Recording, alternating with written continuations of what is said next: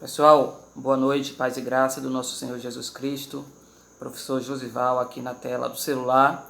Eu tentei gravar esse vídeo pelo notebook, mas não estou conseguindo, tá? Não estou conseguindo obter o áudio dele, então eu decidi gravar pelo celular, tá?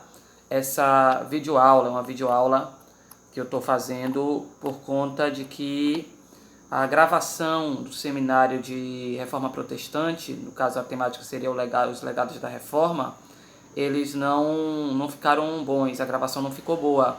Então a nossa irmã Leda, direção do CETEM, pediu para a gente gravar esse vídeo para vocês, está tratando a questão da temática, para que vocês vejam o vídeo, né, façam a atividade e que fique como a primeira aula, tá, da nossa matéria que nós vamos dar agora, que é Pensamento Cristão, que na próxima quarta-feira já vai ser a segunda aula de Pensamento Cristão.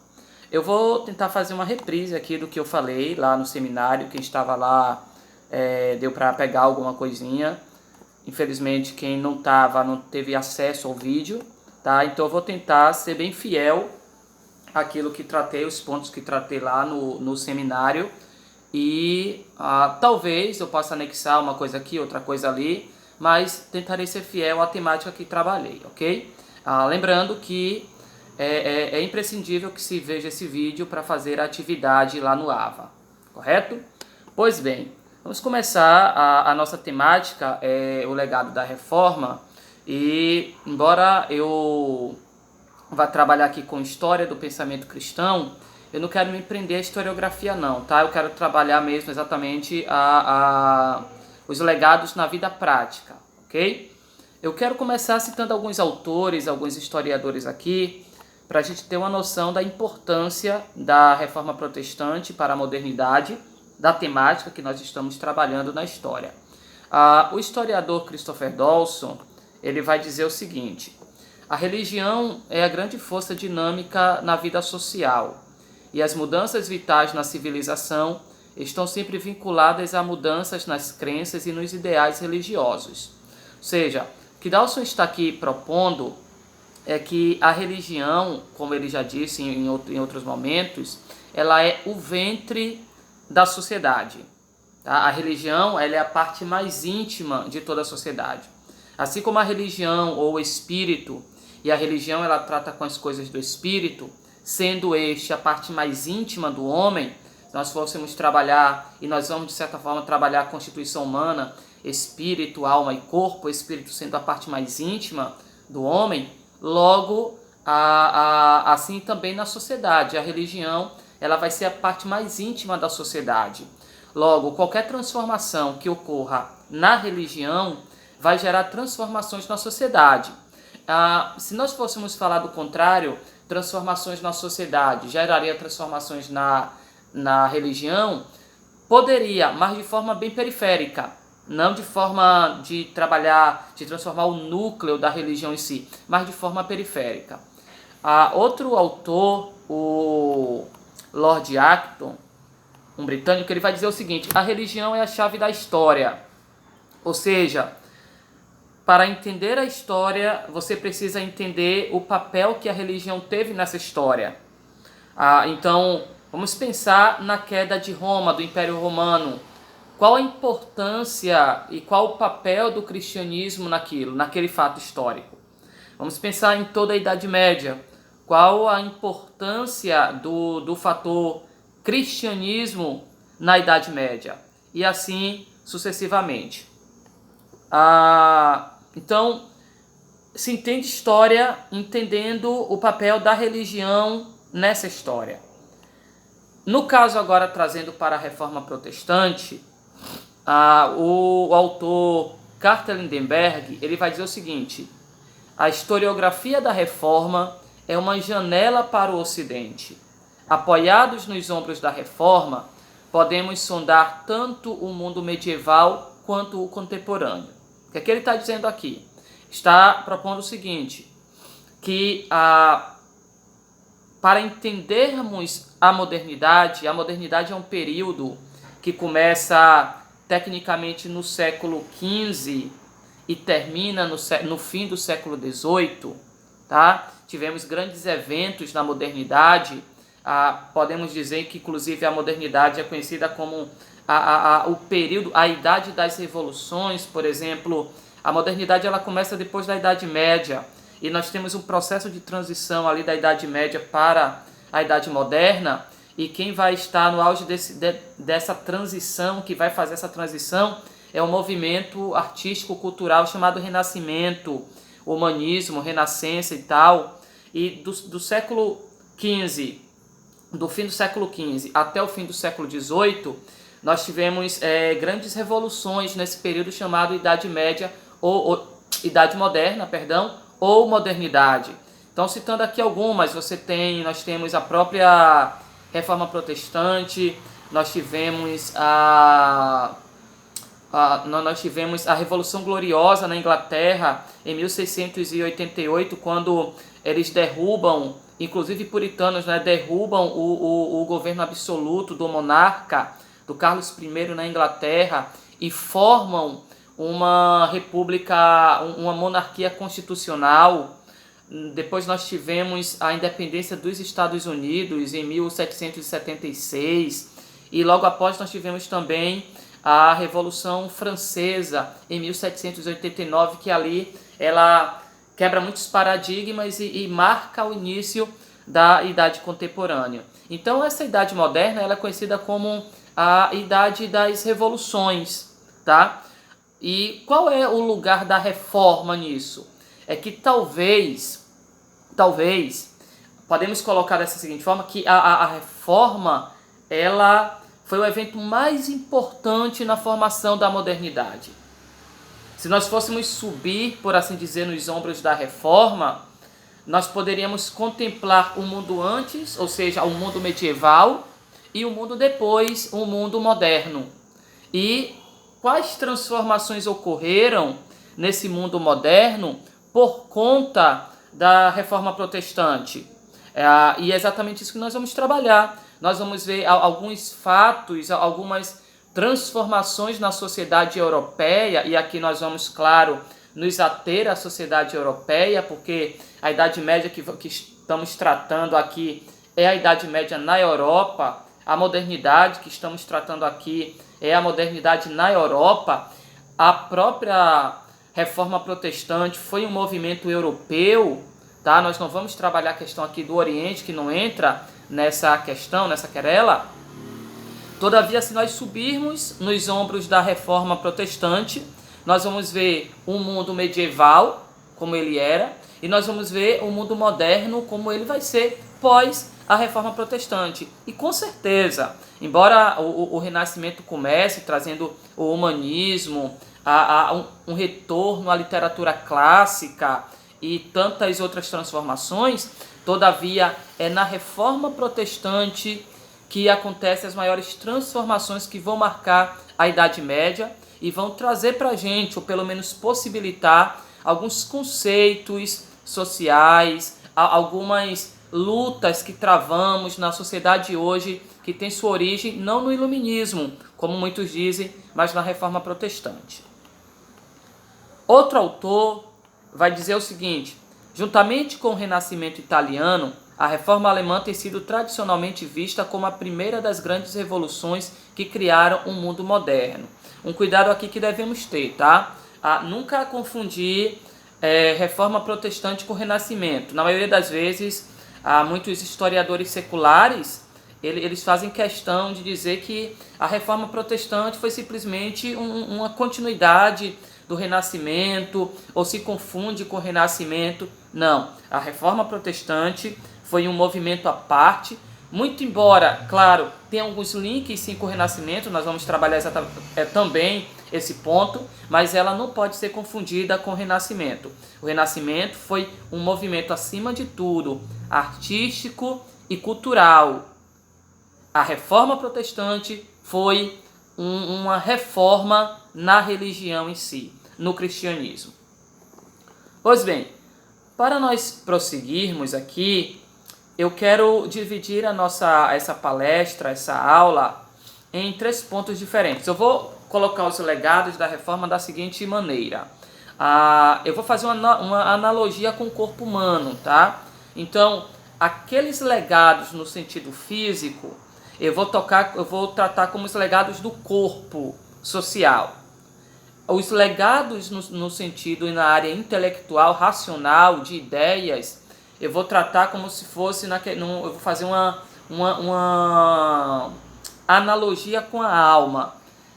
As questões da religião em si, as transformações na religião, no cristianismo, no culto, na fé privada e tal, eu vou tratar como uma esfera espiritual. Então nós vamos dividir a nossa palestra em corpo, alma e espírito. Na questão do corpo nós vamos trabalhar as transformações físicas, tá? Na questão da alma, as transformações de ideia, razão e tal, e as questões do espírito, de religião em si, de culto, de fé, na área do espírito.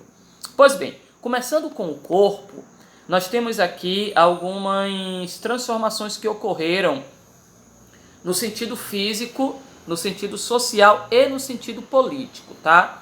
Primeiro ponto que nós devemos tratar aqui é a fragmentação da cristandade medieval. Nesse sentido do corpo, nesse sentido físico, é importante que se note que a reforma protestante, ela marca a fragmentação da cristandade medieval. Para entendermos a importância disso, é necessário ter uma noção do que é essa cristandade e do que era e de como se organizava a sociedade medieval. Não dá para entender a sociedade medieval olhando para o mundo contemporâneo. No mundo contemporâneo, nós temos um mundo fragmentado. Por exemplo, nós temos um mundo dividido em nações, tá? O globo está dividido em nações, os continentes estão divididos em nações, a Europa está dividida em nações. Todavia, na Idade Média, a Europa não era dividida em nações, não havia esses estados nacionais que nós temos hoje, como Alemanha, França, Itália, e assim sucessivamente. Você tem condados que estão em formação, claro, e que já tinha a origem daquilo que seria chamada a França.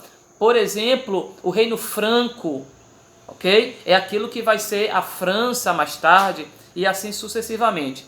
Todavia, na Idade Média, a Europa não estava dividida em reinos, em reinos nacionais propriamente ditos, tá? Não havia esse espírito nacional ainda.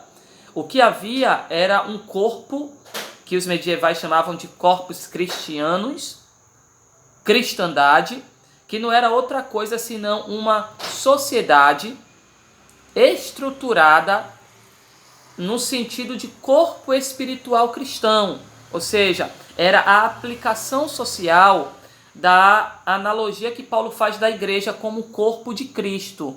Logo, a sociedade europeia era o corpo de Cristo, logo toda a sociedade era a igreja, e aí um ponto a se notar, quando a igreja vai para as cruzadas contra os muçulmanos, no ano de 1092, quando o Papa Urbano vai fazer aquela cruzada ali, às vezes a gente pensa assim, mas quem era que estava nas cruzadas? Era a igreja? Era o exército? A igreja e o exército era a mesma coisa.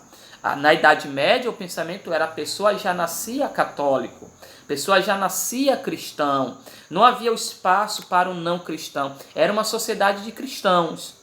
Então tudo o que acontecia, o camponês que trabalhava no campo, o rei que governava o seu condado, a sua província e tal, o papa que cuidava das questões religiosas, assim como os monges que escreviam os livros manualmente e que educavam e que ensinavam e tal, todos eles participavam de um corpo social e esse corpo social era chamado igreja.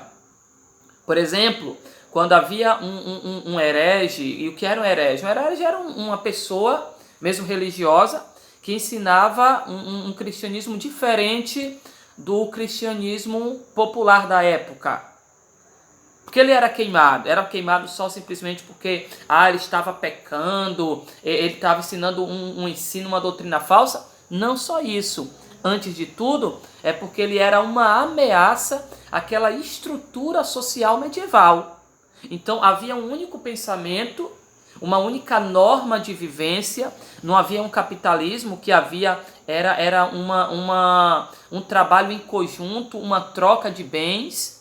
Não dava para chamar, claro, de escambo, mas era uma sociedade dividida em partes e cada um trabalhava em uma parte, todos participavam daquela produção ali, tá? Então o camponês que trabalhava a terra, por exemplo, ele comia da terra, mas não só ele trabalhava para que os reis e o exército também comessem. Qual era o papel do exército? O papel do exército era cuidar da terra, cuidar do rei, defender os camponeses até. E qual era o dever do Papa? Era lutar,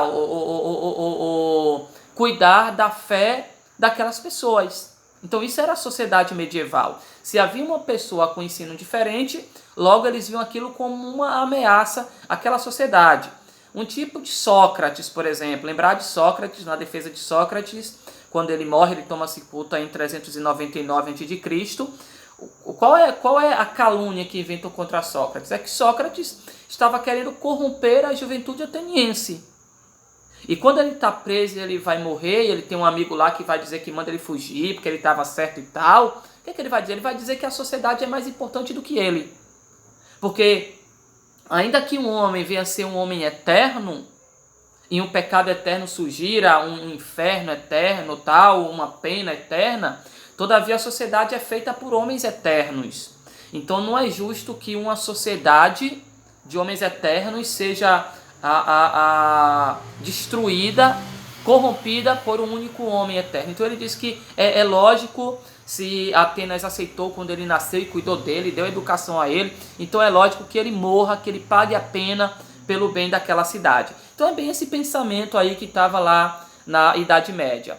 E o que é que acontece? A partir do século XIII, XIV, você já tinha alguns reis, tá? E aí nós temos Filipe o Belo na França, um grande exemplo disso, que começam a rivalizar contra o Papa. Qual é o ponto? O ponto aqui é o seguinte: na coroação de Carlos Magno, no Natal, em 25 de dezembro de 800 a.C., o que é que acontece ali? Quando o Papa ele coroa Carlos Magno como imperador franco, o que é que ele está propondo ali? Ele está propondo o seguinte: quem é que mais tem poder? Quem tem a coroa, quem possui a coroa, ou aquele que entrega ou que coroa o outro? Claro, é aquele que entrega a coroa, é aquele que unge o rei e tal. Logo, a igreja era superior ao Estado. Tá? O Estado ele deveria ser subserviente da igreja.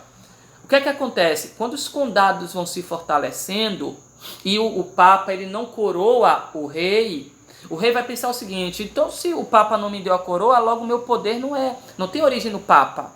Logo o Papa não pode ter um poder de intervenção totalitário no meu estado, na minha província, na minha área. Isso vai gerar uma rivalidade entre o Estado e o clero. Entre, como se dizia Papa Honório, a espada de Deus, a espada do Espírito e a espada secular.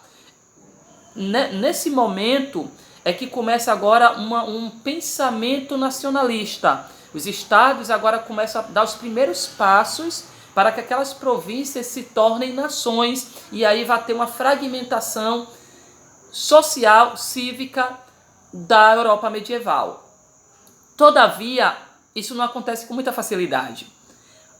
Porém, aí entra a Reforma Protestante. Em que ponto? A Reforma Protestante ela vai dar uma resposta que os reis precisavam. E a resposta era a seguinte: não era fácil você brigar com o Papa, por quê? Porque a religião de todos era o cristianismo. E o Papa se via e pregava exatamente isso, que ele era a cabeça daquele cristianismo ali. Logo, o rei pode ter lá a sua nação, mas ele precisa do cristianismo porque as pessoas eram cristãs à moda medieval. Os reis eram cristãos à moda medieval. E como é que eu vou ter uma nação, tá? E organizar bem essa nação, organizar as pessoas dentro dessa nação, se o Papa não está intervindo ali? Como é que a reforma protestante entra nisso? A reforma protestante, ela oferece um cristianismo alternativo àqueles reis. Um exemplo disso é o rei Henrique VIII da Inglaterra. O rei Henrique VIII queria divorciar-se da sua esposa, a Catarina de Aragão, queria casar com outra, Ana Bolena, manda cartas para o Papa para que o Papa libere esse divórcio para ele, o Papa não libera. E o que é que ele faz? Ele faz um decreto chamado Ato Institucional, em 1534. É um decreto absolutista, talvez o primeiro documento do absolutismo monárquico moderno. E ele vai dizer o seguinte: o Papa não tem poder de intervenção aqui. E ele faz aquilo que na história ficou conhecido como Reforma da Via Média. Ele faz aquilo que é a Igreja Anglicana hoje na Inglaterra. Ele vai se juntar aos protestantes, tá? E tomar os protestantes como um cristianismo alternativo para implantar no seu reino. E o Papa agora não vai mais ter, a partir daí, um poder de intervenção na Inglaterra. Então, o que é que acontece aqui? Com essa proposta de cristianismo alternativo, que tem sua origem na Reforma Protestante, há a fragmentação da cristandade medieval. Aquilo que era o único corpo cristianos, a cristandade, essa ideia de cristandade, sociedade cristã, acaba.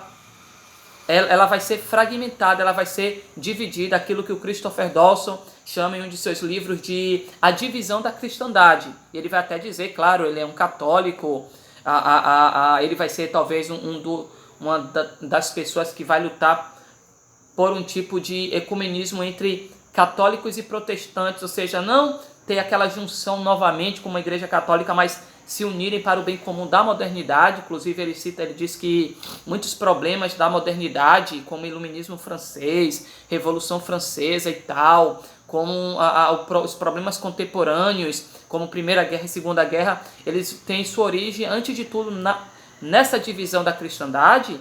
Ele vai dizer que essa divisão foi talvez a maior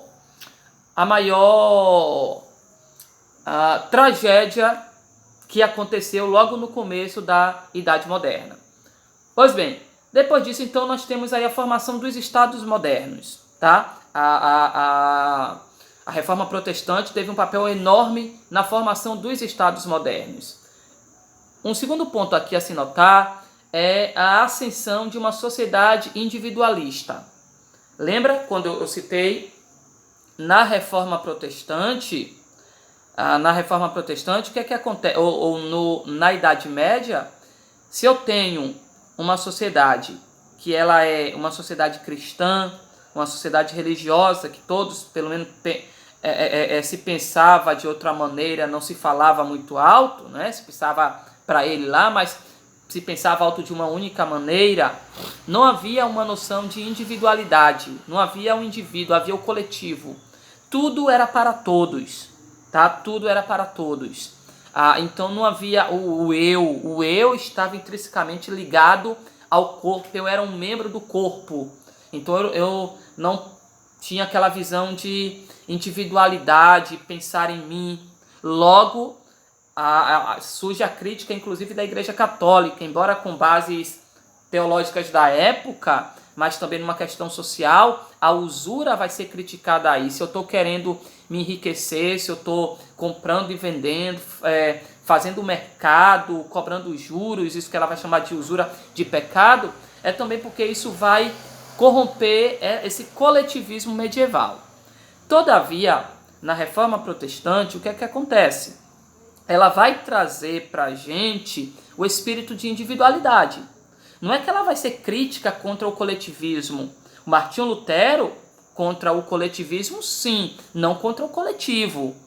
Nós não aceitamos nenhum espírito coletivista. O coletivismo é a aplicação do coletivo na força bruta, é um tipo de comunismo, de sociedade dirigida, de economia dirigida, que nós encontramos exemplos na União Soviética. Então isso nós não aceitamos nunca. Agora sim, o coletivo, ele é em si o princípio cristão. Todavia, não só o coletivo, também o lado individual.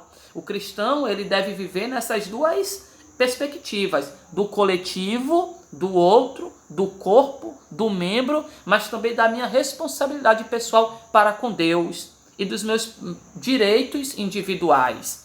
Então, quando o coletivo está errado, eu tenho o direito de discordar e não participar daquele coletivo, daquele corpo que está errado. Tá? Eu não preciso, eu não sou obrigado a participar de nenhum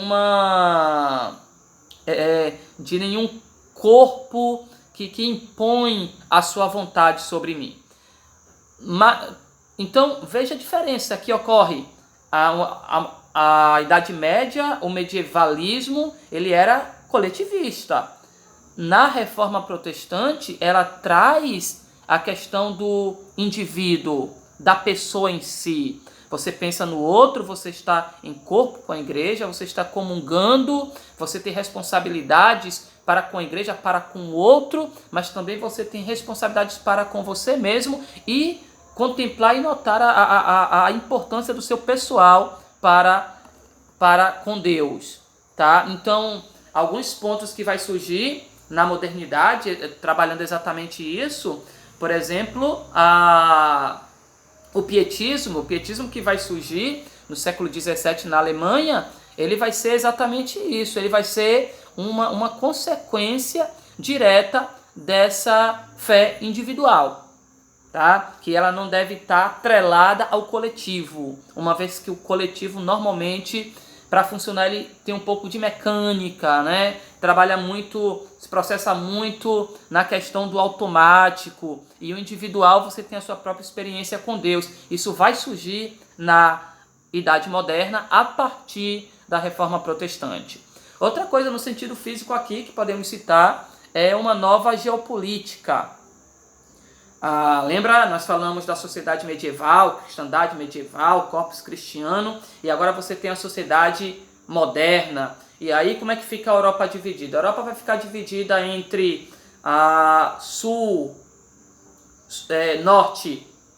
protestante e sul católico. Vai ser dividida assim a Europa, tá? Bom, esse é o que eu tenho para falar para vocês. Tem mais coisa, mas pela questão do tempo, eu penso que aqui já dá para a gente ter uma noçãozinha um pouco de como ficou dividida aí a sociedade, né?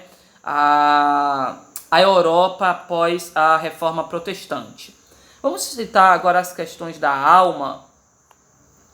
Nas questões da alma, agora as questões racionais, nós temos alguns tipos de reforma, tá? Pelo menos nós temos 3 tipos de reforma na história da Reforma Protestante, ou seja, eram reformas dentro da reforma, ok? Não houve uma única modalidade de reforma, uma única maneira de reforma, houveram outros tipos de reforma. Eu estou citando 3, mas dentro de cada um deles você tinha pessoas, reformadores com suas particularidades, tá? Vamos pegar a principal, que é chamada de reforma magistral. Reforma magistral é a primeira reforma, inclusive porque ela é marcada com os reformadores que nós conhecemos, os principais: Martinho Lutero, João Calvino, Zwinglio e tantos outros, Melanchthon.